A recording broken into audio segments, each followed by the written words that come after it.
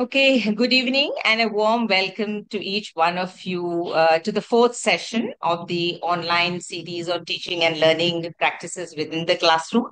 I'm Dr. Leena Pujari, convener of Ad hoc RC3. For those of you who have joined us for the first time, here is a little bit about RC3, Ad hoc RC3, which is on pedagogy, teaching, and learning.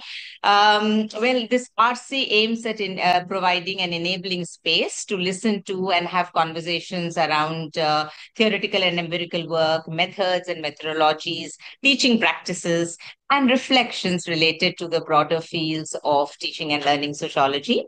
We, of course, focus a lot on the classroom because we believe that classroom is a site of immense possibilities, notwithstanding the challenges. But we also focus on sites of learning outside the classroom. And I think the three principles that we work with are reflexivity, interrogation, and reimagination. And of course, we especially invite students and young research scholars. We want them to participate and join the RC deliberations. So please do follow the social media handles of ISS to stay updated on our sessions and on the programs that we organize. And we would like to see you more often and, of course, with as much enthusiasm. I'm so happy. I see a large number of participants who have joined the session today, and I'm extremely glad about that. Also, as I said, this is the fourth in the series. The previous three sessions have been very enriching and engaging. The first one was on exploring a pedagogic purpose, sociological reflections, and this was a talk that was delivered by Dr. Geeta Chadda, with Dr. Rituparna joining as a discussant. And the second was on sociological reimagination, and the speaker was Dr. Rukmini Sen with Dr. Bindu Lakshmi as the discussant. And the third, of course, was a very interesting panel. It was a students' panel on the weekly rural newsletter, a very significant pedagogic intervention in a class on agrarian sociology. So we had students from Flame University and their mentor, Shamsher Singh, who joined us on this panel. Today, of course, we are delighted to have with us Dr. Anurekha and Dr. Joseph. And I take this opportunity to welcome you both. We also have so many members of the Ad hoc RC3 who have joined, and I also welcome all of them. So delighted to see you all. I must also say I'm of course, very happy that Anurekha has agreed to do this today. And I'm also very happy to have her here because the RC on teach pedagogy, teaching and learning has been her initiative. And I'm so thankful to her for this because some of us within ISS for long have felt the need for an RC, which can have critical discussions around teaching practices. We are first and foremost pedagogues after all. So it's wonderful to have here today with us. The chair for this session is Dr. Joseph, and I may now have the pleasure and the privilege to introduce Dr. Joseph. Dr. Joseph is from the Department of Sociology, University of Mumbai, and his research interest is particularly in critiquing the dominant narratives, mainstream narratives, and it's on the politics of emancipation. Dr. Joseph has several chapters in edited volumes, and he has edited along with Dr. Geeta Chadda a very important volume on reimagining sociology, feminist perspectives. So may I now invite Dr. Joseph to take the session forward. Yeah, thank you, Lena, for this and for the introduction and the invitation to the entire RC ad hoc RC3 on pedagogy, teaching, and learning, particularly to Dr. Lena and Dr. Rupa Ratnam, both convener and co-conveners of the RC. Thank you for the invite, and I'm very glad to see that Professor Anurekha is with us, who was also instrumental in getting this RC through, right? Initially with the ISS, and it is indeed a privileged moment to listen to her on this topic. So before we begin the talk straight away, a very brief introduction of to Professor Anurekha. Anurekha is a professor at Department of Sociology, University of Hyderabad. She specializes in the areas of gender and citizenship rights, agrarian issues, microfinance, development, teaching and learning, feminist pedagogy, and mentoring. She has published on the above issues in national and international journals and chapters in edited books. Her PhD is from Savitribai Phule, Pune University, Pune, India, and she was awarded UGC CV Raman Fellowship for her postdoctoral research at University of Connecticut. Her recent journal publications include Towards Conceptualization of Safe, Inclusive, and Accessible Classrooms, and Classroom as a Site for Feminist Civic Literacy Towards Nurturing Democratic Consciousness. And that's a very brief introduction. And as to take the proceedings forward, I would suggest that once as her talk is going on, if any of you would like to put a comment or a question in the chat box, you are free to do so. We shall try to put it all together towards the end. And then obviously after her presentation is over, I would give a very few kind of comments, then we will open it up for discussion. So that is the way that we would proceed. Now, may I invite Professor Anurekha to start her presentation. Thank you so much, Joseph, Lena, and Rupa. And I think I'm very happy to see this and be a part of this journey. I also wish to thank Professor Maitri Chaudhary. I think she kind of pushed me to thinking about that such a platform is possible. So therefore, this attempt was made. So what I'm going to try to do today is kind of put together my thoughts with regard to looking at autoethnography as a feminist pedagogical tool. I have to say that since last, I think, 7-8 years, I've been, issues regarding classroom teaching, learning has been bothering me for some time. And I always feel that, okay, this would be the last thing that I would write. And then there's something else that comes up and then I kind of get caught up in this. When I started writing on, classrooms, teaching, learning, and I think it was with the book that Lena mentioned that Joseph edited. So it was with, the initiative of Dr. Geeta Chadda that I started writing on feminist mentoring. So through that, but I don't think during that time I had a clear idea that what I was doing was autoethnography. So I was just thinking that that's what I'm feeling.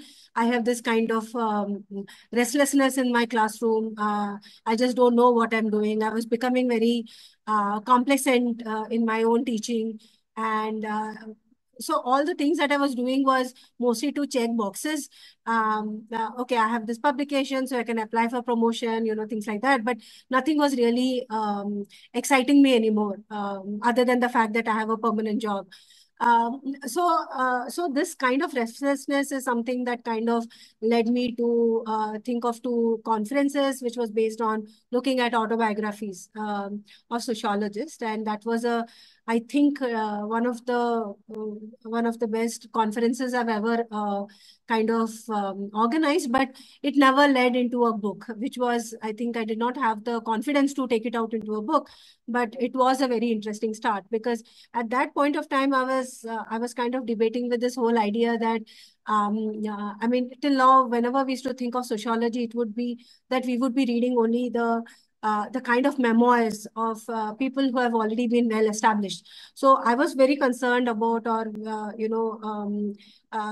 thinking about whether like every one of us who maybe in a small college or in a small university or teaching sociology day in and day out with a diverse set of students, whether even our journeys are as important as that. So whether our cells are epistemologically significant or not. So I was grappling with that, and I think I've realized now that yes, our cells in the making of the sociology is extremely important. Of course, along with very well established scholars who have published, who are writing, but I think our everyday teaching makes us extremely significant in terms of the discipline of sociology, because day in and day out, right from small universities, small colleges to big, we are shaping sociology in different multitude, diverse, complex, good, bad, whatever. It is the pot that we have. So therefore, it becomes important. And while trying to understand that, then when I started reading on it, then I realized that now in India, we don't have much of scholarship with regard to autoethnography per se. But if we look at the world in terms of especially scholars that work with decolonial methodology, decolonial pedagogy, and there autoethnography has come up in a huge way to question it. And surprisingly, when I read them, you feel that many of the questions that we are grappling, they are also grappling. So there is a lot of crisscross which is happening. So, for example, in the indigenous population in New Zealand, how teachers are dealing with their own identity, or with the Chicana woman, or with the Black woman, woman of color, so there is a lot of conversations happening, but somewhere we don't seem to be part of that conversation. And I think it is important that this kind of linkages to be made even with these scholars, so that autoethnography could become, I mean, it has already been established as a very important research tool, a method, but in terms of pedagogical practices, I think still we need to think about. And so therefore so I'm just sharing some of the ideas that I have with regard to how it has evolved. So it is again, as with any pedagogical tool, it is always a work in progress. So, so it is in that context that I'm trying to share. Okay. Yeah. So the structure of the presentation goes like this. The first is in terms of the decoding of autoethnography. That what do I mean by autoethnography, and how do I understand it within the larger feminist pedagogical kind of context. Then drawing from that, what are the important consideration points that we need to keep in mind if we really have to look at or engage with the idea of autoethnography as a pedagogical kind of a practice. Then I draw upon existing literature, and here especially I draw upon the very interesting, path-breaking work of scholars from New Zealand who are working with indigenous people, and scholars from from Chicana women who are looking at autoethnography as a way to challenge the dominant structures. And then I would end with certain pedagogical practices that I try to nurture in my classrooms. So this is how the presentation would go.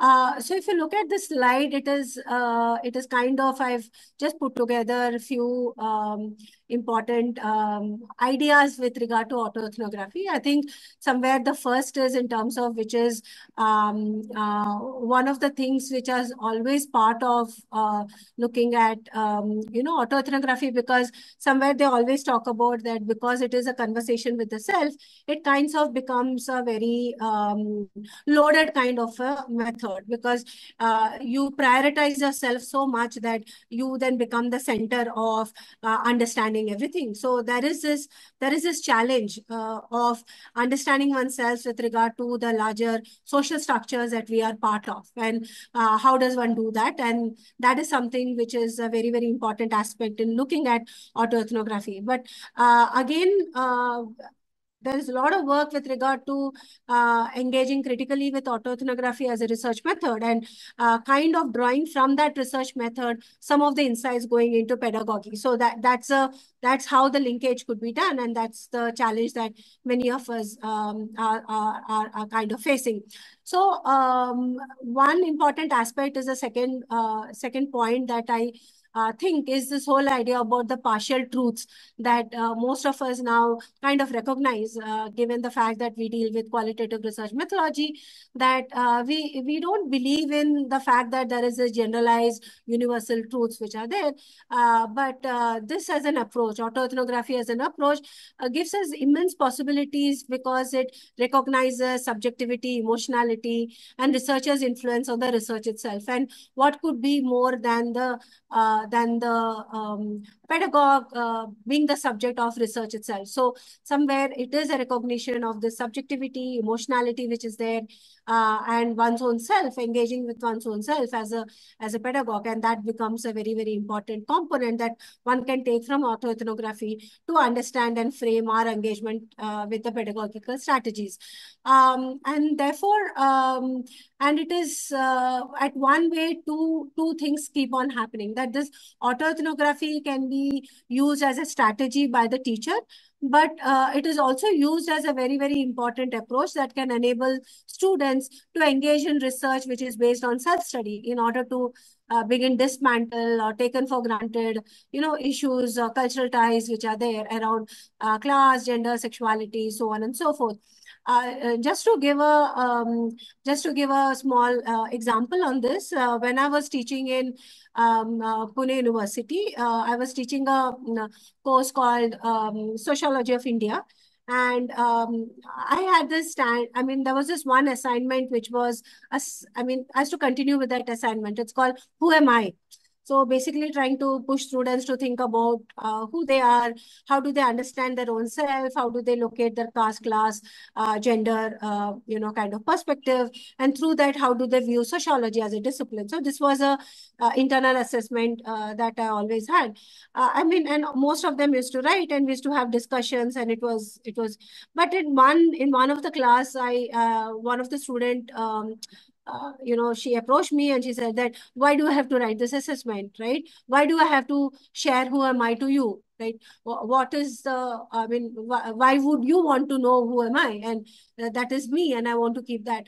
And I told her that I think this is what I'm looking for, that how do you understand without not looking at, yourself, and how do you want to put it across, right? So even sharing, and I think that is one of the major aspects of autoethnography, that the kind of vulnerability that it kinds of demands from the teacher or from the students is huge. Where we kind of put ourselves out there, and there's a lot of risk in terms of being judged, evaluated, and kind of looked at, and therefore autoethnography should always be used, I believe, by a teacher or in a class that one is confident about, one has worked with it. So it can't work just like that. So there's a lot of work involved. So there's a lot of labor involved, not only to look at your own self, but also to look at pushing students to think about their own self. And that, I think, is a very, very important point, because increasingly we have seen our classrooms are becoming more and more diverse, but it also means that given the diversity, the experiences of autoethnography are rich, are very exciting, but it also demands a certain kind of engagement with how a classroom should be organized. And because of that, I thought of, writing about how do we think of safe classrooms, because the more we push students, more we push ourselves to become vulnerable, but we don't have the kind of support systems within a classroom to support us. So how do we deal with that? And within a neoliberal kind of a regime that we are, the kind of time and effort that goes into building these classrooms, I don't think many of us have that kind of a privilege with the syllabus that we have to work with the kind of demands of administration, and I think it is also something to do with the students. I think such kind of pedagogical practices also demands a certain kind of students, and therefore somewhere it is easier maybe to deal with such kind of issues when you're teaching maybe gender, but not when you're teaching theory, or not when you're teaching research methods. In classical sociological theory, I can't see this happening. So again, it asks us this question whether such a kind of pedagogical practice can be, spread across, or is it kind of somewhere which is niche and hopefully not becoming too much of elite. like, so there is this kind of a fear which is there, and something that I thought I should put on board, because not everyone, because the students, when they come to the classroom, not everyone has the same vision, right? And I could see that difference. I mean, recently there were some students from gender studies department in Pune University who had come and visited our department, and there was this very small interaction with our sociology student and their gender students, and it was very clear with the way they are looking at gender studies and the way our students are looking at sociology. Extremely, very, very different ways of looking at the discipline itself. So to what extent so this question is something that we need to keep in mind, is that to what extent does a discipline also kind of facilitate such pedagogical practices? So I think somewhere that it needs to be kind of thought about. So therefore, I think somewhere such a autoethnography kind of a pedagogy would, I mean, if you look at works also, they would talk about how power relations, teacher-student relations, recognizing the political context of emotions, recognizing the epistemic value of experiences, sharing of experiences in the class, is an important aspect of looking at the world, making sense of the world. So I think somewhere there is a lot of potentiality in autoethnography, and it kinds of demands at least a teacher of sociology to at least think about whether we can engage with it. So therefore, for me, the argument is that it is an extremely useful pedagogical tool to assist both student and teachers to develop an awareness of their self within the larger socio-cultural context. But it also requires a lot of work. There's a lot of work beforehand. I think that is something that we need to keep in mind, that it just can't be the starting point. So it needs a lot of work. I mean, it's almost like maybe cooking, in the long, where it needs to be marinated, it needs to be like worked. You need to like let it breathe, stay, and then you can introduce it. It just can't come all of a sudden, right? So because it requires a certain sense of sensibility, right? And for example, I'm always very afraid that if a student is sharing a very, very important experience of their own being in the class, and other students are not responsive to it, or kind of belittle it, or do not listen. I think this whole idea of whether our students are ready to listen, this, I think even the skill of listening should be kind of taught right from the start. And I think, and if we are not ready for it, this kind of collapses. It kinds of becomes one student sharing and becoming a fodder of gossip for the others. And I think, therefore, it is a very useful tool, but also a tool that one has to be very, very careful about. Like, so it is, as with, I think any other pedagogical strategy, but I think autoethnography demands a lot of work beforehand, like a lot of preparatory work. I think I was searching for the word preparatory. A lot of preparatory work, labor that goes into when you're ready to then think that yes, autoethnography could be there. So it should start with little snippets, like for example, it will come later on, but kind of right from the start, um, establishing the fact that storytelling is a political act right from the start.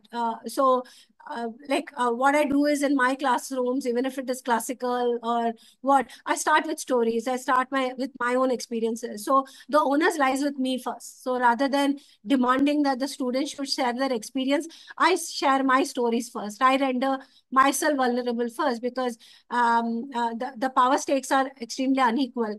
So then I normalize storytelling and then start cajoling them to think about the stories, whether they would want to share in terms of the larger structures which are there. So, but it takes a lot of time and a lot of effort. So, yeah, it is something that we need to think about and work towards. So, again, so what I'm trying to do is whether, of course, when we talk about experience as political, when we talk about bringing this experience into the classroom, of course, autoethnography works as a very interesting kind of a method within the larger feminist pedagogical kind of a practice, because what it does is that it is located within the discipline. It is located within an engagement with one's own self, which is very informed, which is in terms of engaging with theory and methodology.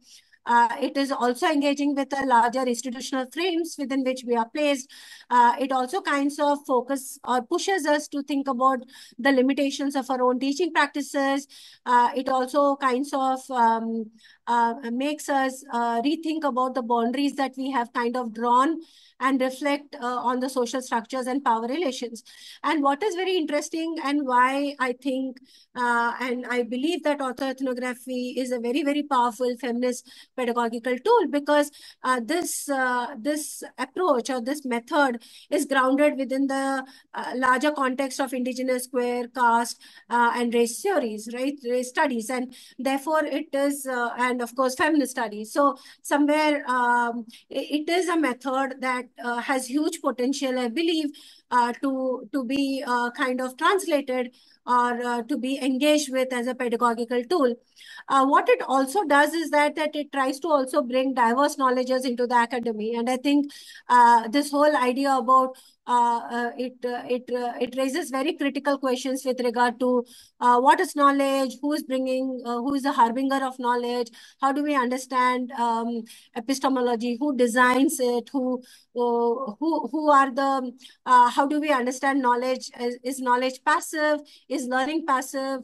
Or it is accountable, where both the students and the teachers are accountable to one another.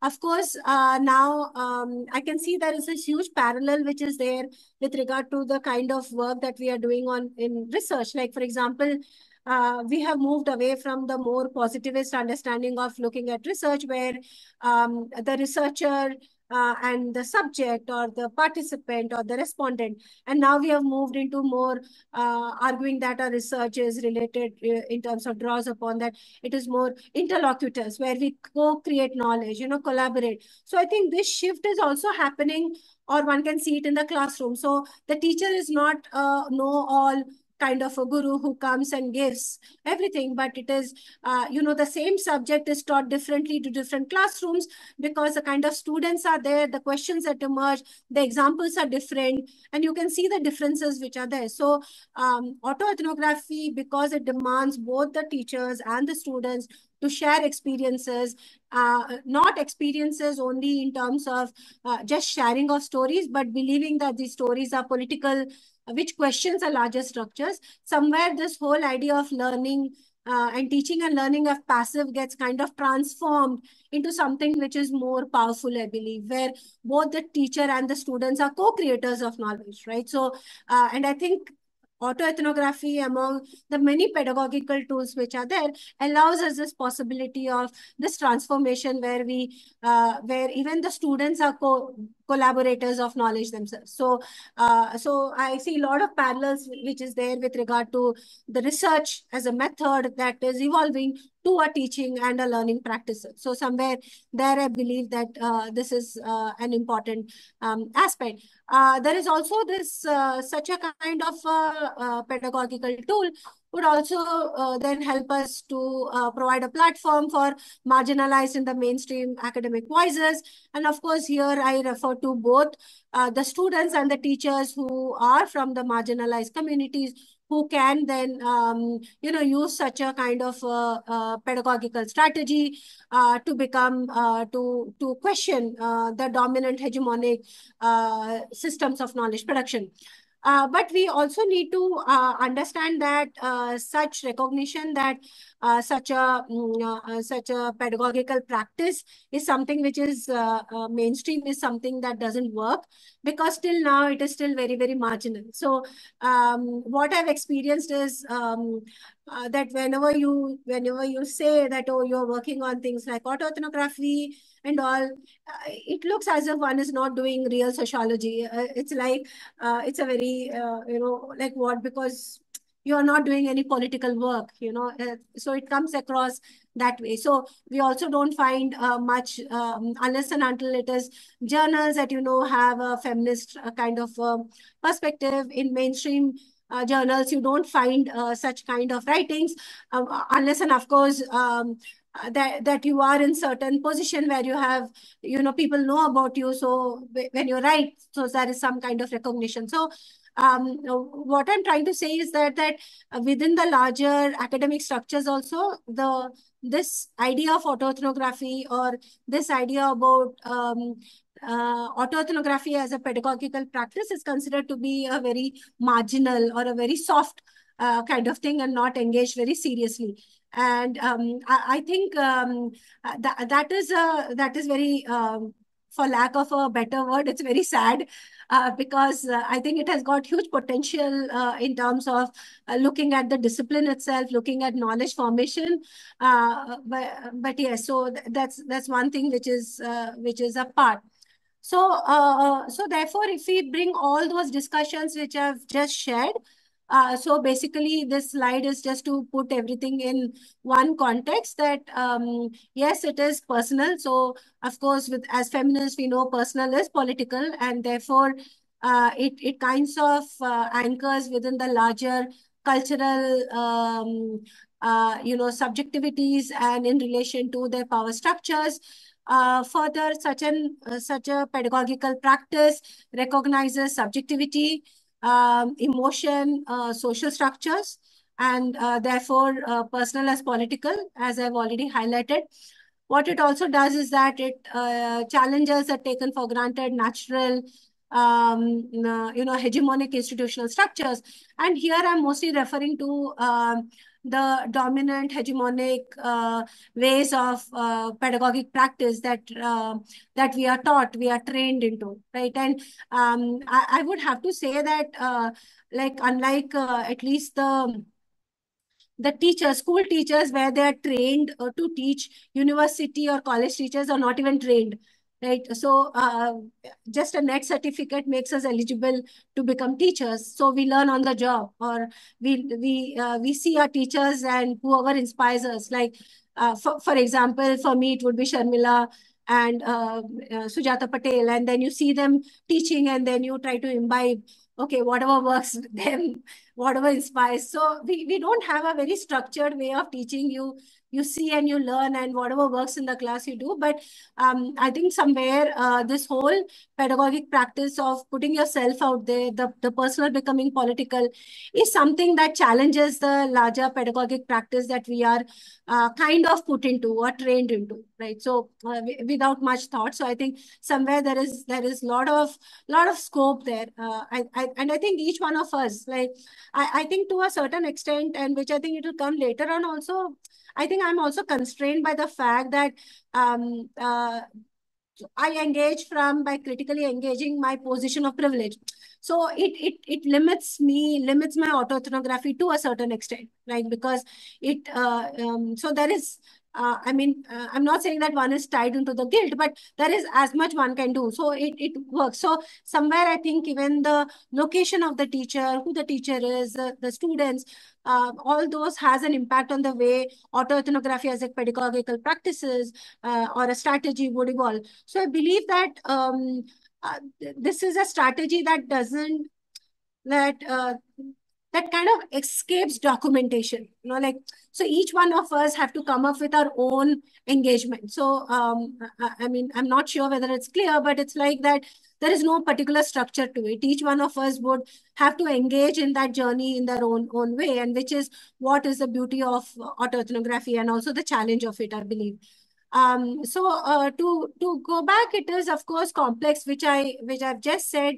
And I also emphasize on the experience of vulnerability. But I think the last point that I here in this slide is that importance of engaging with work of diverse scholars. So I think what is happening now is that most of us in India work with scholarship with regard to, especially with autoethnography or importance of experience learning and sharing, especially works of, for example, Sharmila Rege, Maitri Chaudhary. We do talk about that, but I think somewhere now that, as I said when I started it, that there needs to be a conversation across borders. I think there is a lot of similarity which is there, a lot of differences which is there, which would engaging with that, reading those scholarship would have an impact or enhance the way that we do autoethnography as a pedagogic practices in our classrooms. So I think somewhere there is a lot of possibility on this cross-border kind of engagement, more diverse. Like, for example, I think I think 15, 20 years back, there was this lot of discussion on the history of sociology, trying to map the diverse sociological traditions. I think now it is time that we kind of map the diverse pedagogical practices that draw upon experiences and also. I think there's a lot of things happening there, and I think we haven't tapped really. We are not having that conversation, and I think it would really help us also in order to refine and rework and rethink about our own strategies. So here what we are doing is look into when we do as a pedagogic practice, then what is then the potential of this, that it has a potential for being transformative. This I don't have to kind of emphasize more, because the very act of collaborative learning, the very act of collaborative engagement and creating of knowledge gives huge power to the students. And there is this way about where the course doesn't become something which is outside you, but you are part of the course, and you build up the course. You are part of the knowledge creation. So it transforms it. It pushes education experience as to more emancipatory, or at least it has a potential. Whether it becomes emancipatory or not, it is again it's a matter of concern that one has to think about, but it has a huge potential for being transformative.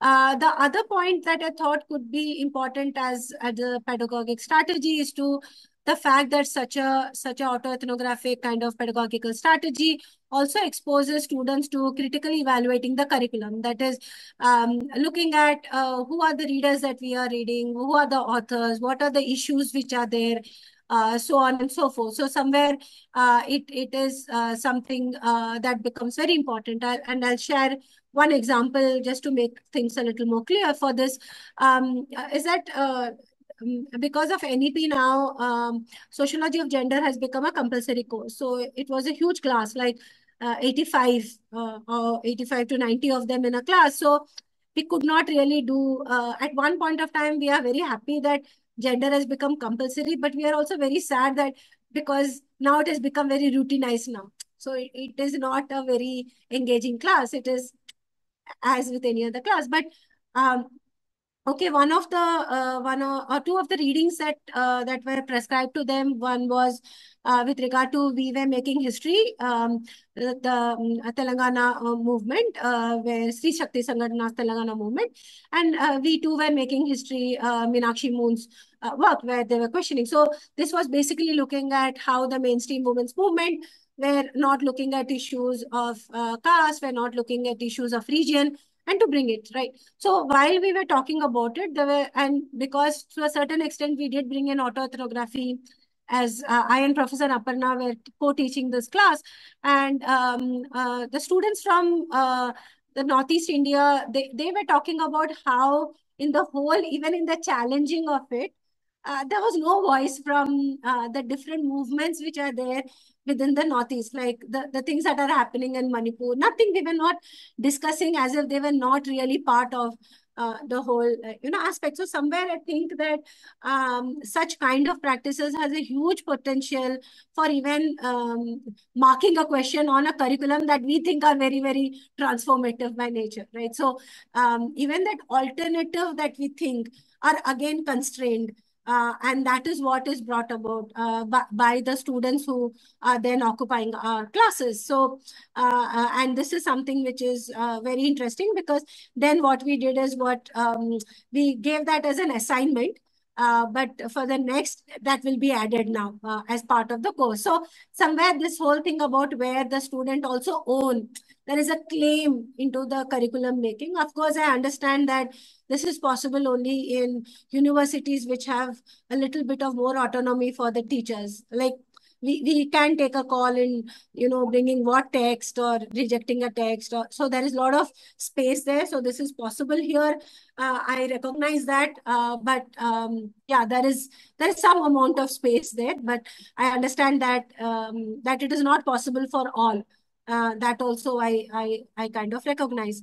The other part is where you'll find that, which was very interesting, that when I was reading other scholars, they were also talking about that how there is this ethos of social justice, kindness, compassion, and you find a similar kind of arguments that are there with when Rege was talking about Phule Ambedkar and feminist pedagogy that was based on Pragya, Karuna, and Samatha. So somewhere these conversations are happening in different parts of the world, but all of us are trying to look at how there is huge importance of helping students to locate themselves, also helping teachers to locate themselves through our own stories.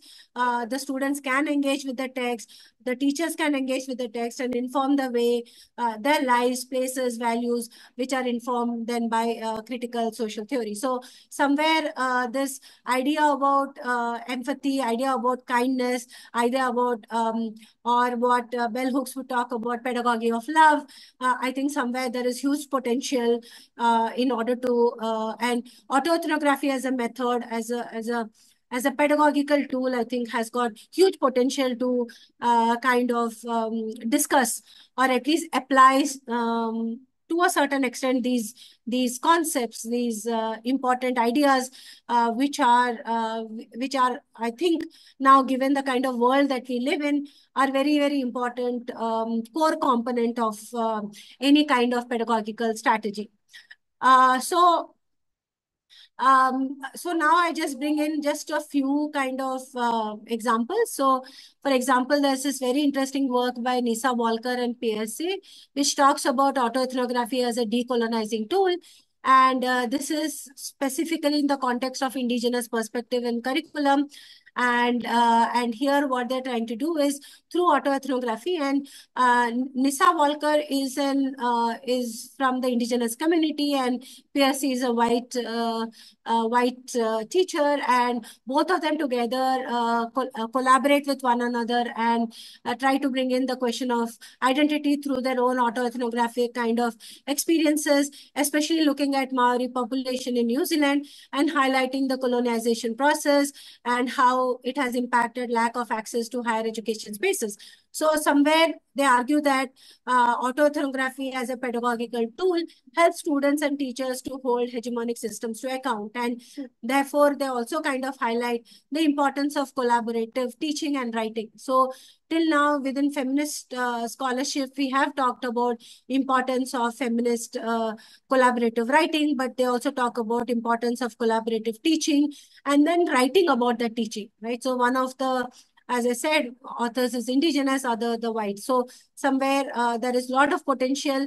And one important aspect, as I said, is that for any kind of transformative pedagogical practice, what is very important is the writing of it. So somewhere I think that this disjunct which is there, that we believe that only the research needs to be written and our pedagogic practices needs to be just done in the class. But I have now come to an understanding that not only important it is to write about a research, of course, which is very important, but I think it is also extremely crucial for us to write about our pedagogic practices. I think that is a very, very important aspect, because what it does is that because of the diversity in which all of us are teaching in different classrooms, it also helps us to draw from each other, draw strength from each other, draw insights from each other, which would then help us in our own teaching and learning practices. And I think that is one of the core idea of writing about it, and I think talking about it. So I think now also, I mean, this point did not come to me when I was doing the slide, but as I'm thinking, I'm like, like somewhere, I believe that even within the larger academic structure, writing about teaching in terms of pedagogy is again not part of the mainstream. And I think that needs to be brought out to the core. That no, that is also mainstream. That is also we are doing core sociology or whichever discipline that we are part of, right? So I think that is somewhere. I mean that's what I wanted to just share. Going back, the other point is that of importance of storytelling. And of course, I've already highlighted that storytelling as a pedagogic practice, it is a political act. And of course, this storytelling is needs to be grounded in academic context. And it is just not about telling a story. And once a student tells a story, so the autoethnography as a pedagogy demands that the teacher then facilitates the discussion towards kind of anchoring the story within the larger socio-political academic context in which it is being shared, right? So the story itself. Again, I mean, as we are always talking about stories, another one small example, and this was again shared by my friends from Pune University, Anagha and Swati from the Women's Study Center. Like long time back when I had started, I'd written a piece on employment guarantee scheme, which I was part of it, and it never. And it seems that in one of their course discussion or course somewhere, that piece is part of their reading material. So they said that for some time we were just dealing with that script, writing the argument, things like that. But then after a year or so, or after 2 years or three, I mean, I don't remember exactly, but there was a student who, while reading it, became very emotional and reading the article. And when it was pushed, like, why did you become so emotional? She said that it seems her parents were working on EGS sites. So somewhere, like when I did that research, for me, I could never imagine someone's, child could be reading that as part of the course structure, like, so the worlds were so different, but the worlds are not so different. It is so connected. And that kind of gave a different meaning to the writing on EGS, right? So somewhere this story, and then going to being the first generation learner. So there are too many contexts to that story which is there. And so that is what the teachers did. Grounded that story, grounded that experiences within the larger socio-political context. And I think, therefore, it is a very important kind of tool. The other part is not only the students, but also the teachers have to tell them about the personal experiences, struggle, privileges, confrontation with caste, race, teaching vision. And again, I think the challenge is to make oneself vulnerable. And like, for example, I teach a course on research ethics and publication and research ethics for PhD students. And I start with this whole thing of two things. One is that I still don't understand why the department has given me this course to teach, because of one thing, that I don't have a full-length book in my name. I'm still writing articles. I don't have a book. The other is my grammar is bad. It's extremely bad. So I was just thinking, like, how do I relate to it? So I kind of thought about that writing is not about grammar. Writing is about the ideas. We have people who can help me in my proof editing, right? So help me with my grammar to make my ideas much more sharper. But the ideas comes from me, right? So therefore they are important, right? And this vulnerability, and believe me, when I say this to my students, they are like, they just laugh it out, right? How a teacher can say that you're so bad in grammar? I said that, yeah, this has got nothing to do with me. It is to do with my schooling, which was in English medium, but they taught me so bad English. What do I do? Right? So how do I understand that? And that, I think, is something that we need to think about, that how do we look at skill? Like, and I think this is more that comes with academic writing, because now we have students from diverse communities who come to the class, who want to write a PhD of 260, 300 pages, but still are diffident of writing a paragraph, writing an abstract, right? So how do we teach them? And then you have a group of scholars who believe that writing is natural, Not everyone can be taught, right? So it is that some people have it and some people don't. But I keep on telling them, no, it is hard work, it is discipline, it is patience. You can write, it is skill. And then if your grammar is wrong, if your grammar is not good, you have people, proofreaders who will correct your grammar, right? So it is important. So I think somewhere the experiences of the teachers, I think, become very important, because if the teachers make themselves accessible and vulnerable in the class, um, there is a possibility that the students will open up. But there is also the possibility of things backfiring against the teacher themselves. Whether you would be taken seriously, whether you're questioning of your authority. And this one has seen in the class, like there are some who respect you for what you are doing, and for some they feel like, my God, like what is this? They don't listen. They talk on phones. They don't care. That's also there. So one has to take a very informed call on this, like depending upon the class that we are. I mean, I don't think that we should always make ourselves very vulnerable. I think somewhere I still don't know that what is a fine line, but I think each one will of it comes to their own. Yeah. I think Chavez's work, she's a Chicana author, and she talks about that how uh, the use of autoethnography as a feminist pedagogical tool. I mean, she has referred to it in terms of how autoethnography as a research tool kinds of disrupts the practice. But I thought that drawing from her, one could argue that the use of autoethnography as a feminist pedagogical tool disrupts the forms of pedagogic practice that renders student and teacher's identity as inconsequential, right? So I think our identities, the complexity which are there, are very important to learning. So now what I'm doing is, in the next 2 slides, I just have 2 more, just talk about some work that I'm doing and something that I've written about. Like, for example, initiate, how do you do autoethnography? I think I have a paper in Sociological Bulletin on interrogating privilege.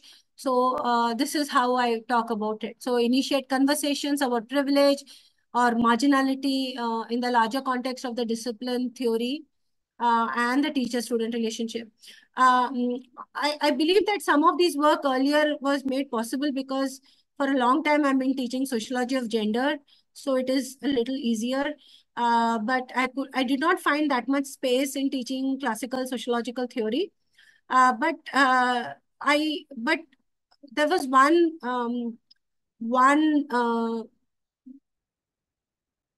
lens through which I could engage with certain kind of these autoethnographic kind of practices as a pedagogic practice. When I was in the first module of teaching classical sociological theory, they have this all canons and things like that, and then they have this one small reference to Harriet Martineau, saying that she's a feminist scholar. And so through that, I ask about the canon making, the questioning of the canon, and drawing from Alatas and Vinita Sinha's work about questioning the canon and so on. So how do you look at privilege? How do you look at representation?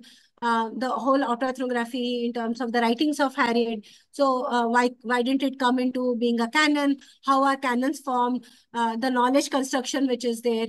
Because many things that Harriet was talking about, you find similarities with Durkheim, but where did it go? So all those connections. So somewhere I think that because of who we are, we somewhere you do find certain spaces, and it therefore depends a lot on the teacher to make the.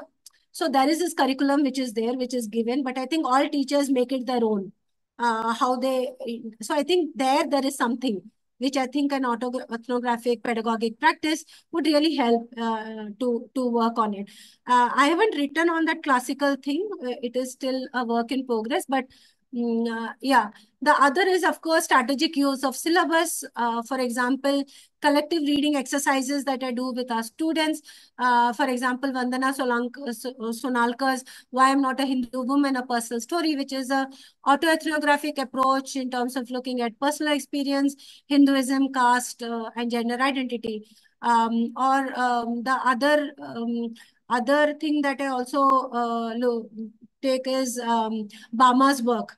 Also, I kind of autoethnographic. So, and then you can take different authors which are there so it depends upon which subject you are teaching and where. Like for example, in autoethnography, in qualitative research method, we have autoethnography. So then I don't bring in large established sociological scholars. I bring in these different authors. So as to then so somewhere I think, as I was saying, that curriculum is given, but the teacher can always make it their own. If the readings are not allowed, then assignments or a group discussion. Somewhere I think somewhere the credit semester system has given it some space because of the internal assessments, right? So somewhere there is some scope. So for me, the idea is that maybe it will not completely work out, but some pockets it will work, and that also is fine. That is something. The other that I do work is on terms of collaborative work I pick up, because somewhere and this example is that because it is an auto ethnographic work where Richa Nagar Sangthin, Playing with Fire, Feminist Thought and Activism, and I was especially kind of inspired by Chandra Talpade Mahantis, who wrote the foreword, who argues that this book is a pedagogical lesson, and where the autobiographers begin by writing about their own individual childhood, adolescent, womanhood, and sexuality.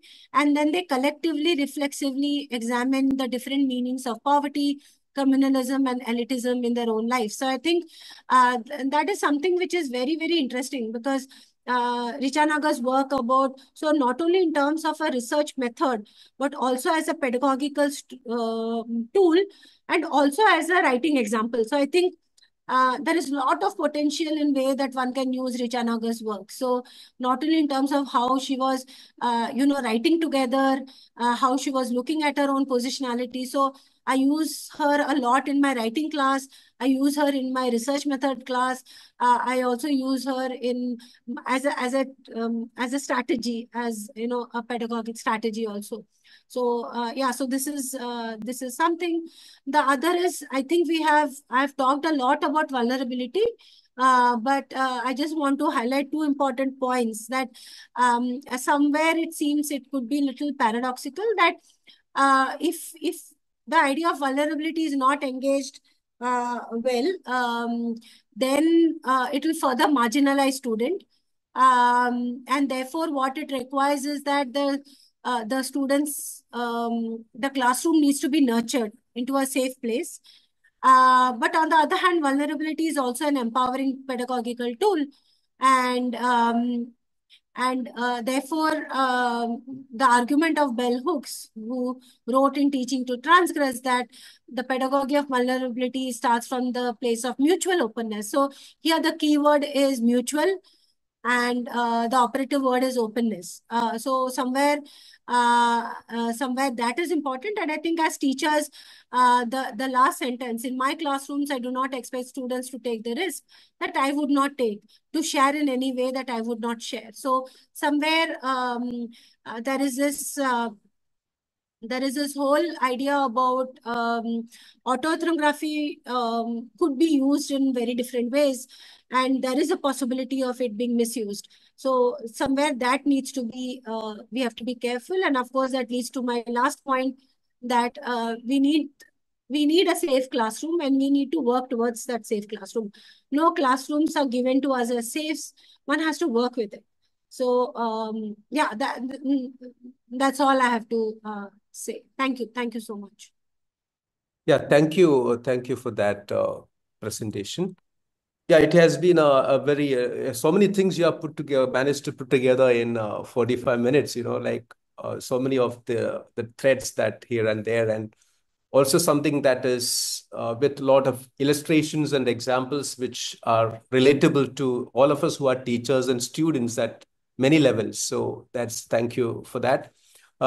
Just to give a few observations on the content of your presentation, I would look at it as, an attempt to interrogate the kind of dichotomies that we have imbibed as teachers and students. The dichotomies between, first of all, the hierarchy between classroom teaching and research and publication. You flagged it very well and positioned it there. Not only in terms of like foregrounding the classroom as something to be actually talked about and written about, both. So breaking of that hierarchy and that binary between the practice of classroom teaching and then the research work and the publication work.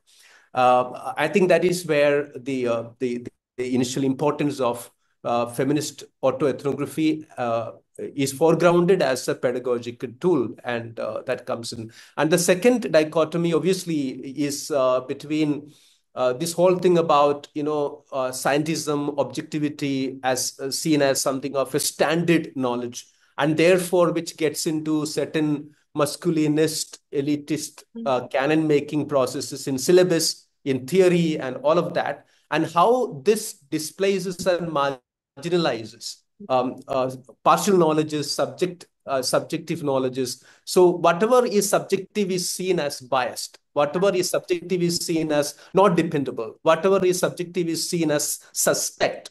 And therefore, I've seen also this discomfort wherever people talk about stories. You talked about storytelling. When storytelling starts, a lot of us are uncomfortable because we don't know where it will end, right? So we want neat beginnings and neat endings, and we think that is possible only when things are very concrete, objectivized, and so that binary is something obviously that you are breaking, and also the notion of partial knowledges that you brought about, and therefore the ways in which the dichotomy that still exists between mainstream teaching, mainstream theory, and these kind of what we call experiments, right? So I would say that the time has come for pedagogy based on testimonials, based on autoethnographies, based on co-ethnographies, to be seen as mainstreams. And it needs to come into every course, every kind of a program that we have, particularly in sociology and anthropology, and then in gender studies, queer studies, sexuality studies, and feminist classrooms, definitely. And I would say the time has come for that. And I think this is all the kind of effort that we are doing in this particular RC is also part of it. So then a couple of things like the way you ended about safe classrooms, and I think that gels well also with certain practice of care which is connected to this, practice of care which gets connected to this. So, for instance, Nell Nordings in her work who talks about care a lot.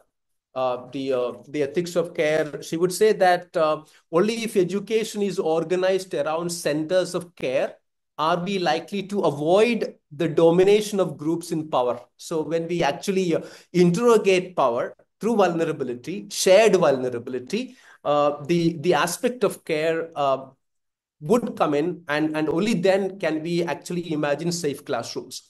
And then a last point that I would like to make is it is not just sharing of vulnerabilities, but sharing of privileges. So, and both of these need to be interplay, because, it is not just vulnerabilities alone. A lot of us have a lot of privileges, and at some level, we take it for granted. Privileges are taken for granted. And then when someone comes out with certain vulnerable locations, I also would place my vulnerability to that. But what about my privileges? I mean, this is not just way of certain interactive kind of classrooms, but something that becomes very much part of the interrelationship between the personal and the political. So these are my very short kind of comments to the presentation.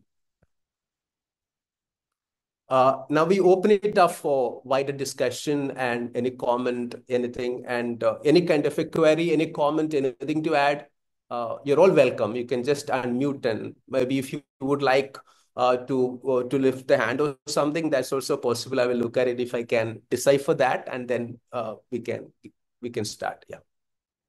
Yeah, Tonisha. I see Tonisha. Yeah, you may. Yes. Hi. Thank you, sir. Thank you so much for the talk. It was really good to be a part of this discussion. How do we, there are two requests. I am from cultural studies, literary and cultural studies. So any introductory texts on autoethnographic methods that you would recommend or you would like to suggest for us to look at, that would be a big help. The second is, we look at, I work at the intersections of digital humanities and environmental humanities. So oral histories, autobiographies, very mixed classrooms, working with very mixed classrooms that might have biases of their own. These are some of the ordinary day-to-day concerns that we are all working with. So could you tell us a little bit more about autoethnography as a method?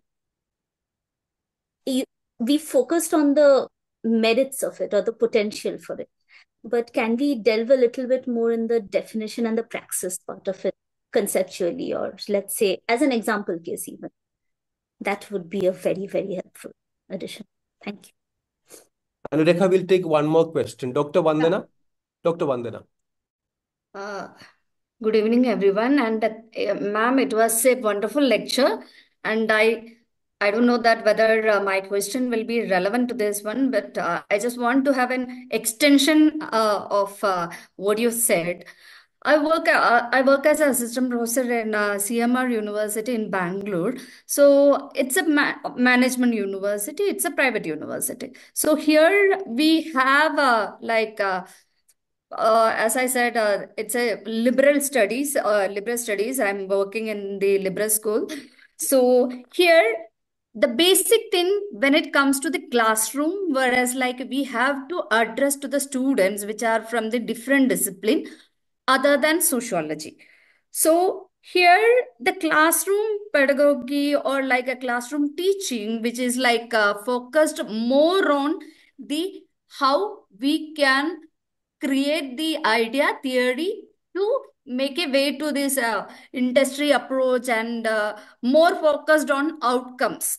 So there is when it comes to the autoethnography or something like that, if we are saying about even the stories also, it will be considered as a wastage of time.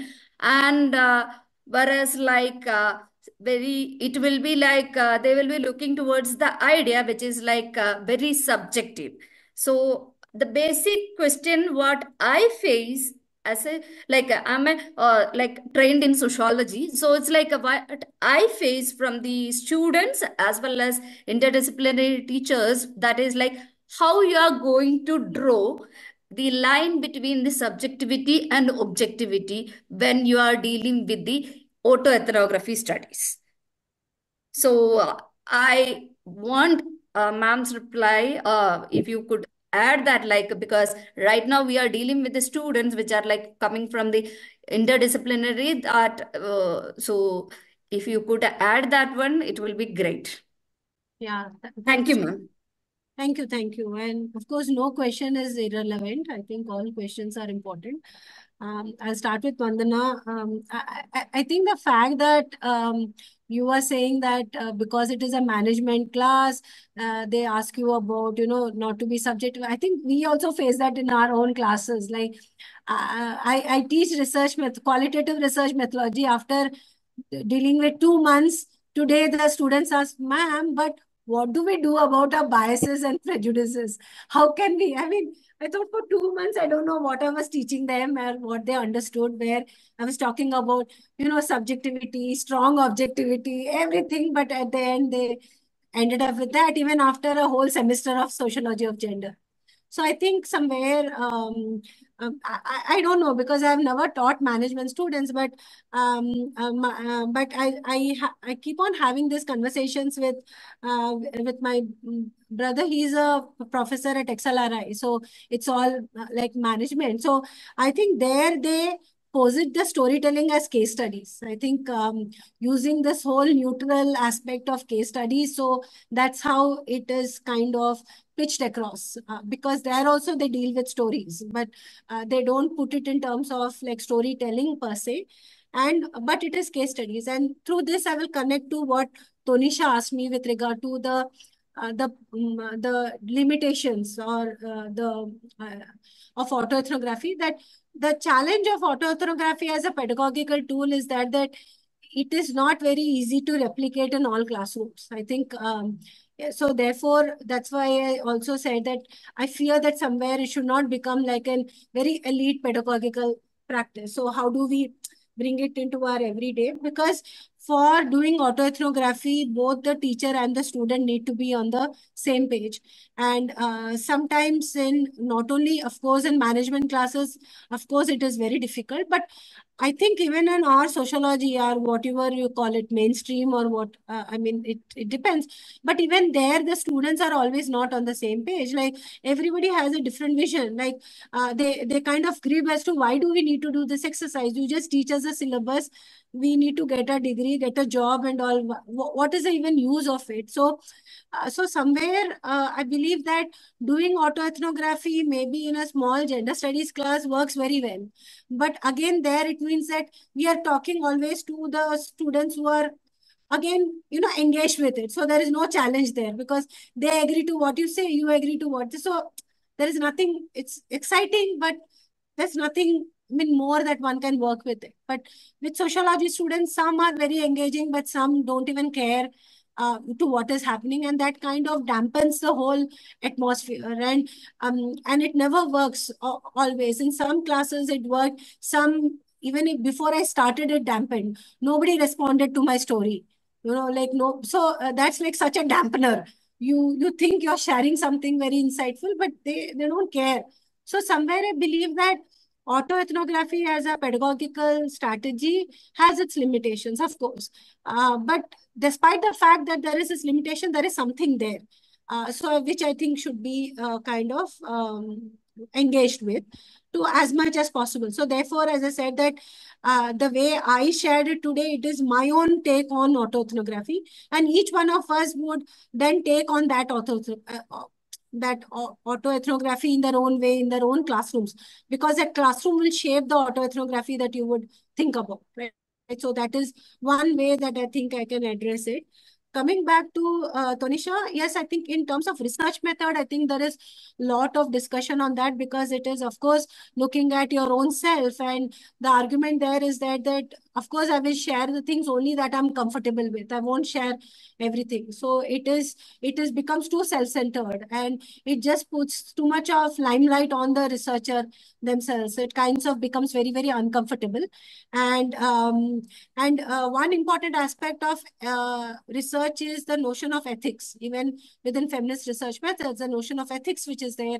And so how do you understand ethics in context to your own self? Like, for example, if I'm sharing anything in terms of my autoethnography, but I'm also bringing in then maybe my family, everyone. So is it how do I understand ethics? So do I get consent from them? So if I share something of my childhood, should I then talk to my mother and get a consent that I have to share this? So how do we understand that, right?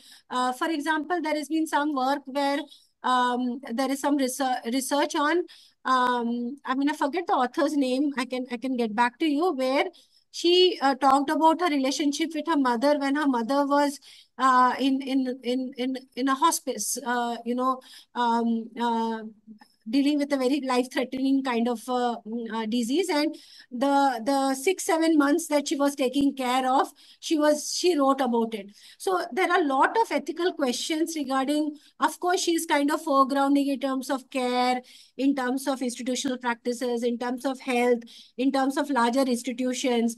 Also this whole thing about who is the caregiver, a lot of concepts that she's using. But again, initial read looks as if that even that so private, moment which is there is again kind of push for publication. So somewhere there's a lot of discomfort. So it raises a lot of ethical questions which are there. So that is one part of what I would say as the drawback of or the limitation of autoethnography. And the other part is the fact that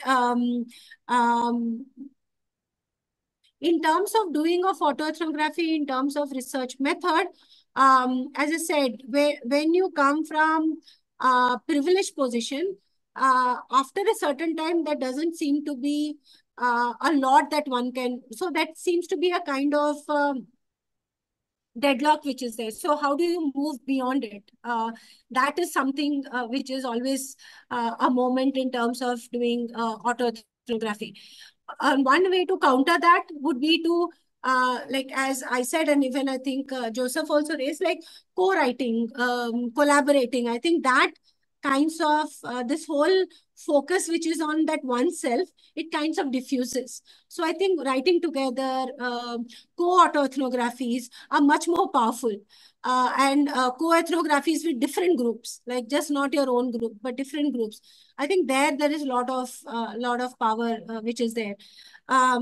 Yeah, so that's in response to your second question. For the first, of course, Denzin is there, and I can send you a list of readings, which for autoethnography it's quite good.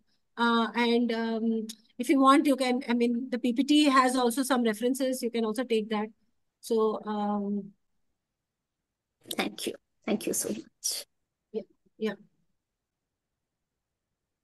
Yeah, I don't see any hand.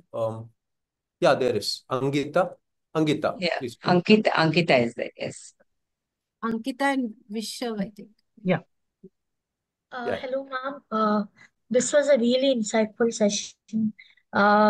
It was happenstance for us, and so grateful we got to know about this pedagogy in such like expanse. You mentioned earlier that autoethnography has this risk of becoming like a niche practice, owing to the fact that it requires a lot of reflexivity and acknowledgement of privileges. And is there any way that it can be diffused to uh, in a larger space? Because now a phenomena that is happening is that sociology is becoming like uh, so any UPSC aspirant, sociology is their like green subject because it helps you to secure like marks at the best, and a lot of like syllabus may be oriented in that manner to facilitate that. So since the syllabus may be like a shackle to this, so is there any way it can be diffused in a larger space? Okay. Ankita, thank you for the question. And I mean, to say the truth, I don't have a ready-made answer for this. But I think there's one thing that I have observed and I've also experienced being a teacher for quite number of years and also teaching to very diverse groups. Like for 2 years, I taught to sociology to law students. For one semester, I taught sociology to management students, all initial days of CHB, trying to earn money and, things like that. One thing I've realized is that the curriculum that is given, even if it is kind of, fixed, I mean, I wouldn't say that all our curriculum is aligned to UPSC or, aspirants and all, but okay, even if it is standardized, I think as a teacher, when one teaches, one makes it their own. Like you can, it never gets replicated, even if it is the same reading that you are doing, because we know as sociologists that when we read a text, we read it on our own. Like the text gives us certain cues that we read it, right? In the same way, 2 or 3 things are happening. One, when you get a syllabus, when you are reading the text, you based on your own whatever understanding you have, and later on your reading of the text and the way the classroom is organized, the kind of questions that emerge. So based on that, it kinds of transforms. So it doesn't remain in that shackle anymore. So somewhere I think one has to believe in one's own transformative potential as a teacher. I believe that that we carry our own. I forget the name of that author, but it is written in that autoethnography paper that I've written, that when we enter into a classroom, we bring our own selves into the classroom, which is there. So the way we read, the way we explain, the examples that comes, it is all comes from there. I think it's Dorothy Smith or Bell Hooks, one of those. No, Very- it's they must have written that, but Yeah, they there write was about this, it will come back to me. Yeah. Okay. So the understanding was that when we are there, any one of us, any teacher, right? So you bring that self into that class, which makes sense. So it's almost like making a claim on that class. So in that way also you transform the syllabus.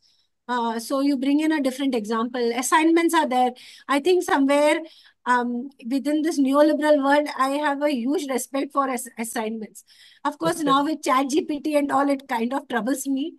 But yeah, I think somewhere a very interesting way of doing assignments is something but there's a lot of work. It's a lot of work. Yeah. So I think somewhere, Ankita, there is something which is there. So I think we can make the curriculum as far as possible our own. And I think it also is there over a period of time. Maybe when we are new, it may either, I mean, for example, I'm very bad on technology, so I can't bring in examples of digital media, so on and so forth. But maybe the new students who are there, they bring it so easily.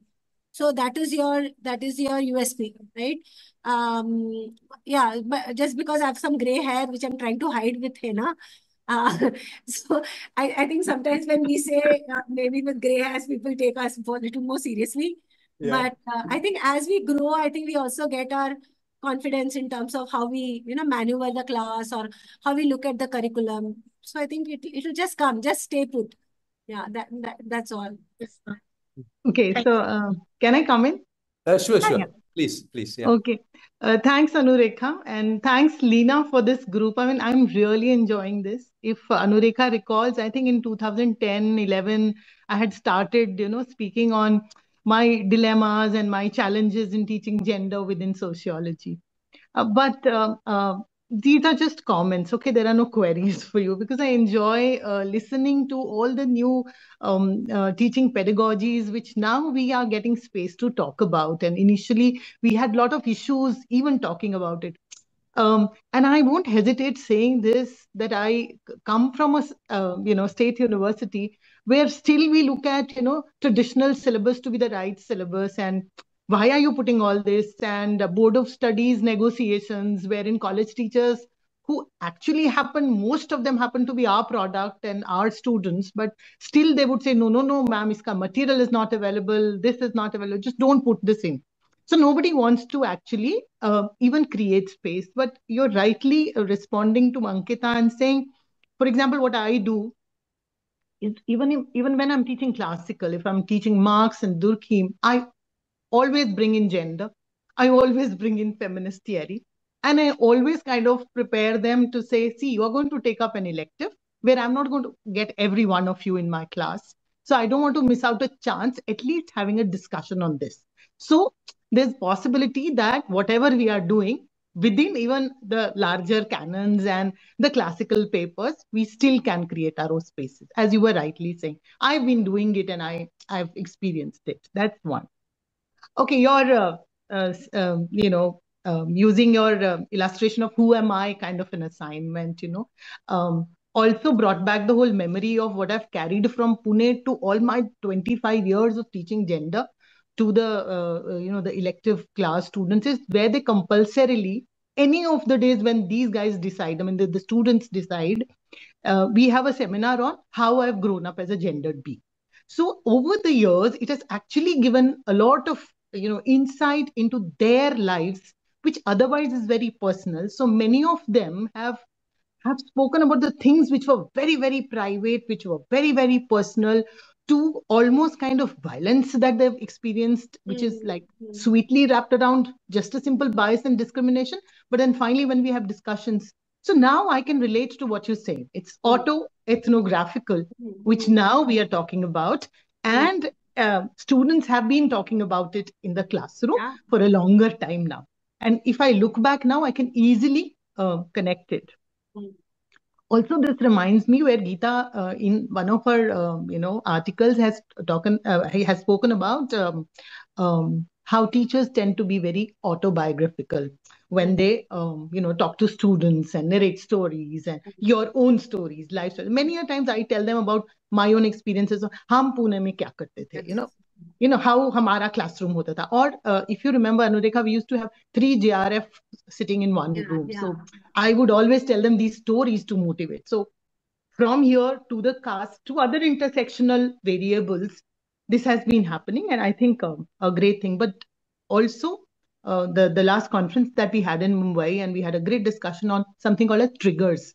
So that also is something that can become a challenge when we are going very auto-ethnographic, maybe in terms of telling the stories. And as you very rightly said, that your childhood experience, and you would not think that how others would react to that. Or for that matter, your article on employment guarantee thing, and how, it brought in some kind of connect. So I think that also needs to be looked at, because that paper really, that presentation actually told us that what a teacher is talking in the classroom can trigger, things. And then we started questioning, saying, is sociology anything but triggers? There are just triggers in sociology and nothing else. And that is what we want students to, start thinking and get triggered. But when it comes to emotionally looking at triggers, I think we all need to be then careful. Also, I would say this, that autoethnography, when you're saying, it can be very well done. You are right, doing it with the PG students or your undergrad or postgrad, but then it can be very well taken up with the research scholars in a smaller group, PhD students with their decided areas and research problems. And then if that can be taken up, would be very, very interesting. Of course, when we go in fieldwork, kind of assignments that we have, again, assignments for all of us is very favorite thing. So in that area space also, we always tell our students to pick up any case study and write. Now that case study also they pick up which they are connected to. So in some sense, although it's not their story, but they catch the story wherein they feel connected to, whether it has a caste dimension, a religious. For us, religious community always is very, very, something we need to be very careful about while we are talking or narrating stories in the classroom. So these are some of the things that came to my mind. So I thought I'll share my thoughts with you. Thanks. Yeah. Thank you. Yeah, I don't see any more hands. I think, I don't see anyone.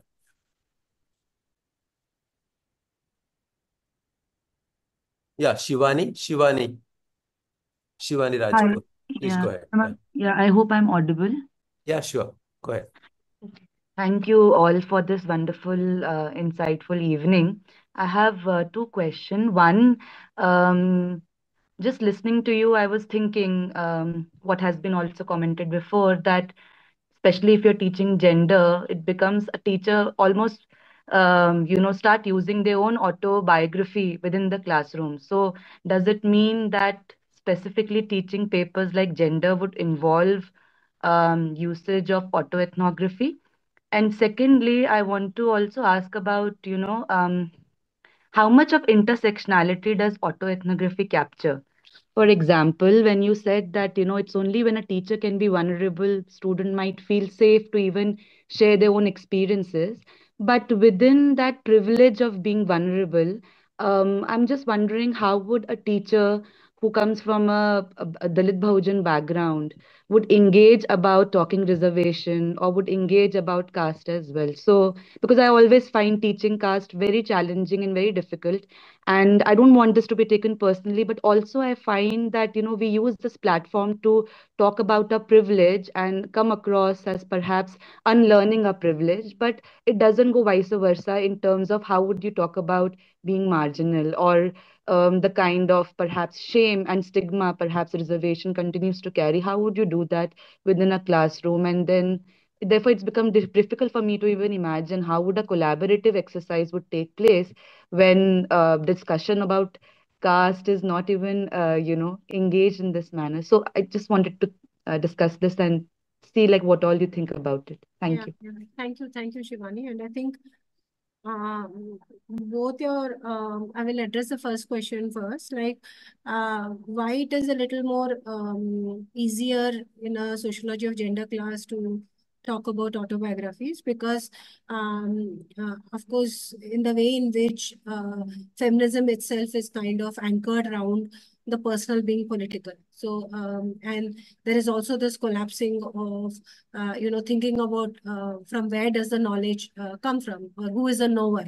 There is this huge epistemological kind of questioning with regard to how knowledge formations are made. So when we come from that kind of a critique, and feminism itself being an extremely political project, so there is a lot of space for questioning that comes, and therefore being in terms of reflecting on the gendered processes then becomes a part of not only teaching but also our own selves. So you, like as Vishav Raksha talked about, like students talking about the gendered subjects, so even one would talk about one's own experience. So somewhere, because experience as a kind of a site of learning is an established practice within feminism and therefore gender studies, so it becomes easier. And therefore, so for many of us who have been trained in feminism or who define themselves as feminist sociologists, you find most of us talking about autobiographies, which are very there.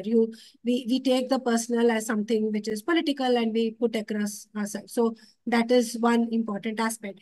To the second question, there are two responses to that. One, I think, as a method, autoethnography has huge potentiality to bring about intersectionality, but the way we operationalize it, it would have a huge impact. So, as I said, even in my own presentation, that the idea of the safe classroom is not only for that of the student, but also of the teachers who come from the margin. So if we have discomfort talking about caste, then to talk about one's own autoethnography in terms of, coming from one's own location, and then coming, to teach about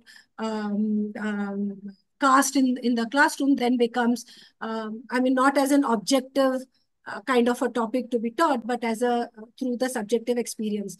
And for this, I have two different kind of examples to share. For example, for me to deal with this, especially teaching of caste, was one of the most challenging aspects that I was, because in Pune University, as I said, I was teaching gender, and nothing much happened in the first 2 years, but in the third or the fourth year, a student just stood up and said that, to what extent do you think that you, being a non-Dalit, can even think of imagining the whole idea of Dalit feminism? And that was because that was the way I was confident in teaching different. I'm not so confident in teaching Dalit feminism. So one's own privilege did come in terms of processing it. So after a very long time, I did try looking at one's own privilege, and not as Audrey would talk about, not, fix ourselves in guilt and then go, what do you do then? Like not, and then saying that, oh, I'm guilty, and then it's all done. It's not like that. It is work. You have to work on it. You have to engage with it. So I think intersectionality would come depending upon who is talking about it and to what extent. So therefore, this relates to, I think, what I was talking about to responding to Tanisha, that it has its limitations, because at the end, we have to say whatever we are comfortable with, or whatever we want to share, or how much in what gradation we want to make ourselves vulnerable. So that is one part. The second part in terms of, from marginal, I think the spaces, it's not as if these spaces are there, but it needs to be created. And there is a lot of process to that. Like recently in our department, we had this big conference where first generation learners were the people who were invited, and they presented their stories, right from welfare schools, how they went to colleges, how they came to HCU or to different, universities, and what was their experiences. So I'm not saying that everywhere you have these spaces, but I'm saying that these spaces need to be made. Allies need to be built. Collaboration needs to be done, right? So it is not as if that it is given to us, but we have to work. We have to find people with whom we can relate and write together, right? And I think that's why among the many articles that I've read on autoethnography as a decolonial kind of a tool, I found Pierce and Nisa Walker's work most interesting, because you had an indigenous person and a white person working together, each talking about their marginality and their privileges and how it intersects and how that has an impact in the classroom. So I think somewhere, but is collaborative writing or collaborative teaching, am I positing it as a romantic ideal kind of a thing? No, it doesn't work like that, right? It takes, as I said, it's I think the point that I think Joseph also raised in terms of care work, I think there's a lot of care work involved, emotional labor involved in such kind of pedagogic practice. It won't be easy. I know it is not easy for many of my friends to use the autoethnographic method as comfortably maybe as I'm using it. But I also know that my engagement with autoethnography is also limited, because after a certain point of time, there is no way out for me, right? So what do I do? I call out my caste, but after that, what do I do? My practices I have, after that, what do I do? So there is a limitation which is there, that the way I could use my autoethnography, the potentiality of coming from marginalized in terms of doing autoethnography raises more questions, more powerful questions. The stories are more powerful, right? So, but for that stories to come, I have to make myself, my privilege out in the open, which I try to do it in my class. How far it works? Does it work? It does work. Sometimes it works, sometimes it does not.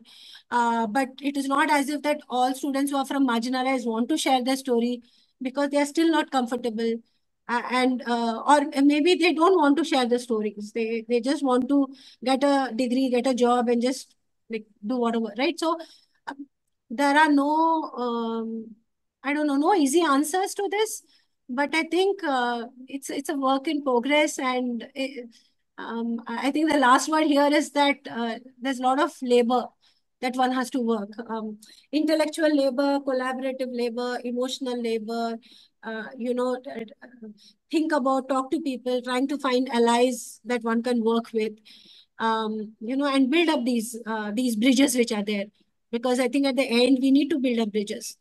Because without that, I don't think it's like coming up to, maybe in research we have a standpoints, but I think maybe, I don't know, for pedagogy also we have to come up with one standpoint maybe. Yeah, I don't know. Yeah. And also, Anurekha, be prepared for a lot of resistance that's going to come your way. Yes. Very difficult. Very difficult. And it is. Like, as I said, the student asked me, why should I write? I mean, why should I share my story? Right. So, but this is also similar to the research process that we used to do earlier, right? Now the poor or the working class are asking us that why do we need to share our stories always to you? Yeah, so I see there's a lot of parallel in the way that we do research to the way that we do our teaching, but somewhere there is a disconnect which is there, because as all of us believe, I think there is so much of lack of concern for teaching. I think unfortunately teaching has only been calculated as, have you done the number of hours, 40 hours, 6 whatever hours that we need to do. I think with that, if we complete our syllabus, I think and innovative teaching is understood into, do you use PPTs or do you have e modules? If you have done that, that means you are innovative, right? So So therefore, I think that somewhere we need to document this. And, I mean, to play by the neoliberal rules. Let's see, we have done some innovation. Just 2 seconds. Because innovative teaching, etc., we are all discussing. Our university has started this program called Design Your Degree, which is already there in DU, and now Jammu University is doing it. It's students are not routinely taught in the classroom per se situation, but they're asked to go out. And for example, there's this whole one course that they do wherein just they prepare a theatrical play. So just that play is their assignment, and in that play they are learning. Or they're asked to make projects, go to the market, make a model for GDP, alternate model for GDP. Or also they are starting with the smaller startups, and they're all undergrads. I mean, they are all about 18, 19, 20-year-old students, but they're all enjoying. And how this pedagogy now is being shared with the PG students, they're all now interested in saying, why are we not being taught like this in the class? At least half of them have started saying this. So that also gives me a hope that there is a possibility of, if we keep on consistently talking about it and experiencing and sharing, I think there would be a space very soon. Thank you.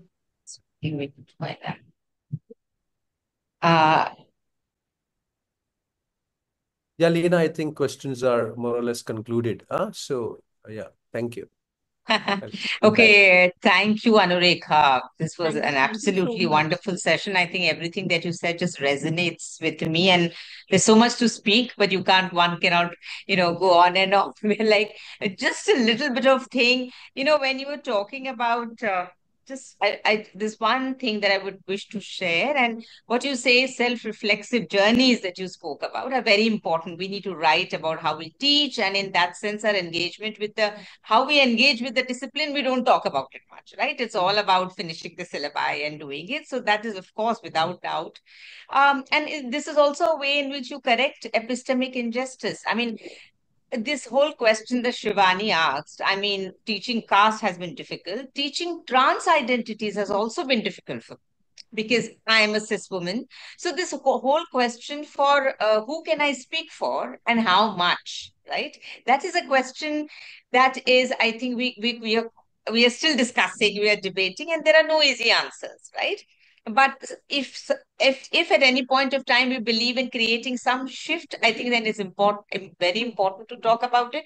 And also, Joseph, about privileges. I mean, I tell my students, whether sociology of gender, other students, that at the end of 8-9 months, if I can get you to just reflect on your privileges, I think I will think I have done something, a little bit of something, right? That's how it is. And just sharing one interesting thing when you're talking about using autoethnography, and as pedagogues, we come from different social locations. Our classrooms are so diverse. So I'm sure each one of us will have a different story to tell.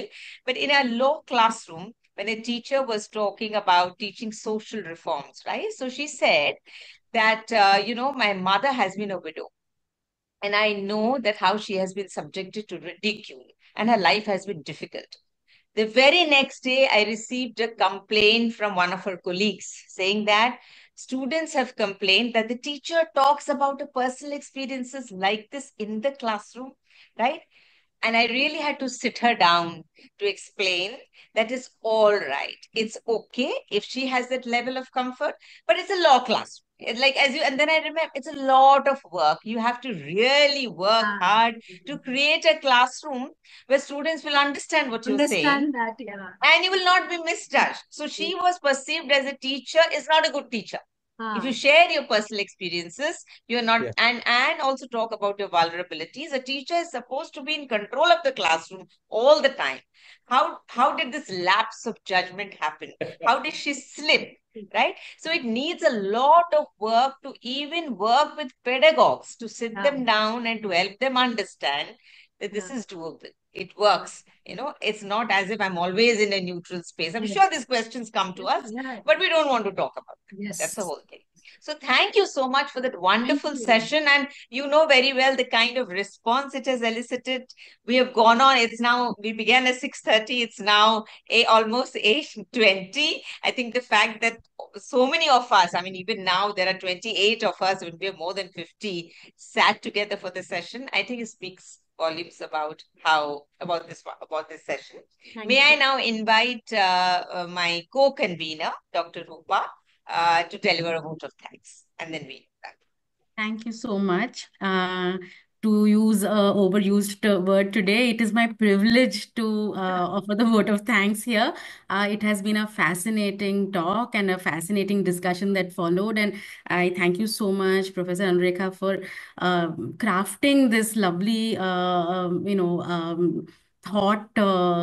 Movement and a thought story for us as you took us along. I mean, starting with the fact that, feminist mentoring and that work on sociology and the autobiographies of sociologists and everyday work of, sociology, how we contribute to sociology. I think that was the hook that got us all in, because suddenly we placed ourselves in the story.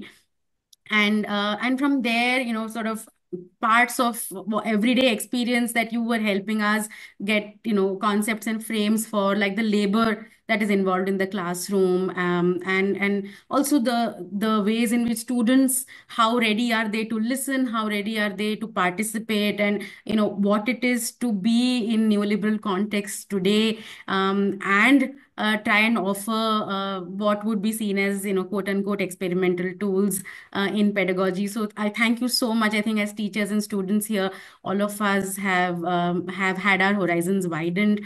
Thank you so much for that. And Dr. Joseph, thank you so much for also bringing your observations in. I mean, to help us see the dichotomies and the binaries that have sort of, bounded this conversation, and the reasons to sort of break them, but also then introducing the ethic of care and this whole ethical orientation, I think, which speaks to also what Professor Anurekha was saying about the Phule Ambedkarite feminist pedagogy, and so bringing these threads together and weaving them into this lovely tapestry. Thank you so much. It has, I personally have not known where the time has passed.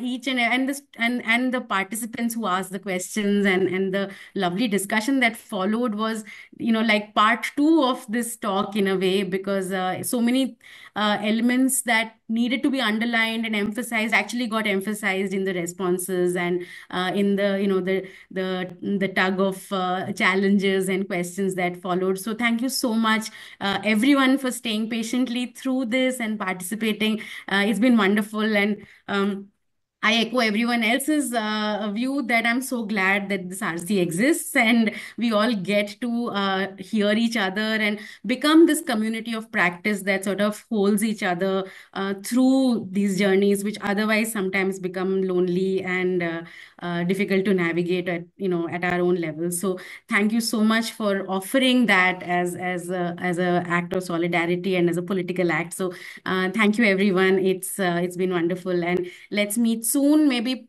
so many conversations have come up around assessments and the need to innovate within assessments in this credit system. So maybe perhaps that's something that we could look forward to another session around that, in the ways in which we are trying to be, experimenting with assessments in the context that we operate in. So thank you once again.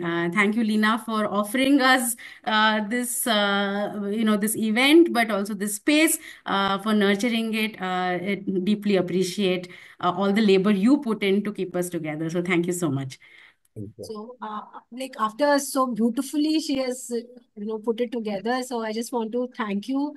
I'll use an oft-repeated word from the bottom of my heart. I mean, we used to hear this when we were, from the bottom of my heart.